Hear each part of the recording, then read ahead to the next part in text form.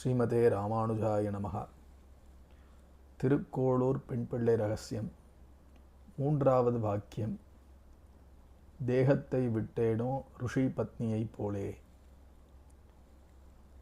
ஒரு சமயம் கண்ணன், பலராமன் மற்றும் நண்பர்களோடு சேர்ந்து ஒரு வனப்பகுதியில் மாடு மேய்ச்சின்னு இருக்கா. மாடெல்லாம் நல்லா பசுமாடு எல்லாம் புல்லெல்லாம் சாப்பிட்டுண்டு அதுவும் உற்சாகமாக இருக்க தன்னுடைய நண்பர்களுடன் ஓடி பாடி ஆடி பலராமரும் கிருஷ்ணரும் நண்பர்களும் நல்லா விளையாடினத்தினால பசி ஏற்பட்டுடுத்து. ஆற்றுலேருந்து கொண்டு வந்த பலகாரங்கள்லாம் மாறி மாறி பகிர்ந்து கொண்டு சாப்பிடும் பொழுது பசி போகலை. அவ்வளோ விளையாட்டு. நல்லா சாப்பிட்டும் இன்னும் சாப்பாடு தேவைப்படும் போல இருக்குது. பசி அடங்கலை. உன்னை நண்பர்கள் எல்லாம் கண்ணன்கிட்ட கேட்டு, கண்ணா இன்னும் பசி போகலையே, இன்னும் பசிக்கிறதே நம்ம விளையாடின விளையாட்டுக்கு அப்படின்னு சொன்னோடனே இங்கே பக்கத்தில் ரிஷிகள்லாம் சேர்ந்து யாகம் பண்ணிட்டு இருக்கா. அந்த ரிஷிகளிடத்தில் போய் கேளுங்கோன்னு தன்னுடைய நண்பர்களை அனுப்பி வைக்க, அந்த நண்பர்களும் ரிஷிகளிடத்திலே பிரார்த்தனை பண்ண, அந்த ரிஷிகள் யாகம் இன்னைக்கு சாயங்காலம்தான் பூர்த்தியாகும், பகவானுக்கு படைத்த பிற்பாடே பிரசாதம் கிடைக்கும் அப்படின்னு சொல்லி அந்த குழந்தைகளை அனுப்பி வச்சுட்டார். நேராக அந்த குழந்தைகள் வருத்தத்தோட கண்ணனிடத்தில் ரிஷிகள்கிட்ட கேட்டோம். ரிஷிகள் யாகம் பண்ணி முடித்த உடனே பிரசாதம் கிடைக்கும்னு சொல்லிவிட்டா. இப்போ என்ன பண்ணுறது கிருஷ்ணா அப்படின்னு கேட்கும் பொழுது அப்படி சொன்னார்களா, ரிஷிகளினுடைய இல்லத்துக்கு போங்கோ, ரிஷிகளினுடைய பத்தினிகளிடத்தில் நானும் பலராமனும் பசியோடு இருக்கோம்னு சொல்லுங்கோ, அவா தருவா அப்படின்னு சொன்னோடனே நேராக அந்த குழந்தைகள் ரிஷிகளினுடைய இல்லத்துக்கு போய் ரிஷி பத்தினிகளிடத்தை பிரார்த்திக்க, அந்த பத்தினிகள் அதை கேட்டோன்னே, என்னது கண்ணன் கேட்டானா, பலராமன் கேட்டாரா, இதோ உடனே தயார் பண்ணி பிரசாதத்துக்கு அமிஷிக்க வேண்டிய அத்தனை உணவு பலகாரங்களையும் எடுத்துக்கொண்டு பேரானந்தத்துடன் பேர்பட்ட சந்தோஷம் அவளுக்கு கண்ணனையும் பலராமனையும்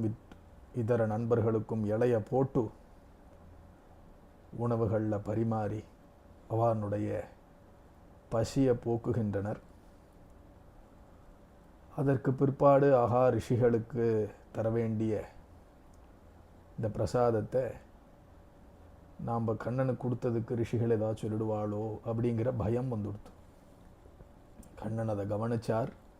ஒன்றும் கவலைப்படாதீங்கோ, நீங்கள் போங்கோ, யாரும் ஒன்றும் சொல்ல மாட்டா அப்படின்னு சொல்லி அனுப்பி வைக்க ரிஷிகளினுடைய யாக பூர்த்தி நேரம் வந்துடுத்து.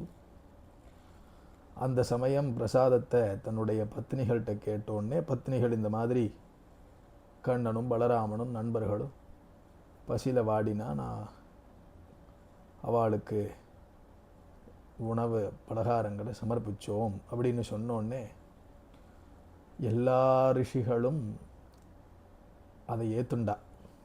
ஒரு ரிஷி மட்டும் ஏற்றுக்கலை.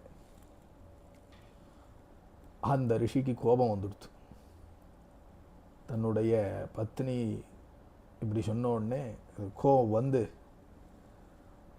ஏன் இப்படி பண்ணினா, எதுக்கு இப்படி பண்ணினேன்னு மாறி மாறி கேட்டவுடனே அந்த பத்னி, இதெல்லாம் ஒரு வினை பயனால் தானே ஏற்பட்டுடுத்து, இந்த தேகமே நான் செய்த வினை பயன், கண்ணனுக்கே கைங்கரியம் பண்ணணும் அப்படின்னு நினைத்து கொண்டு கண்ணன் பசியில் இருக்கும்போது அவனுடைய பசியை போக்கினேன்.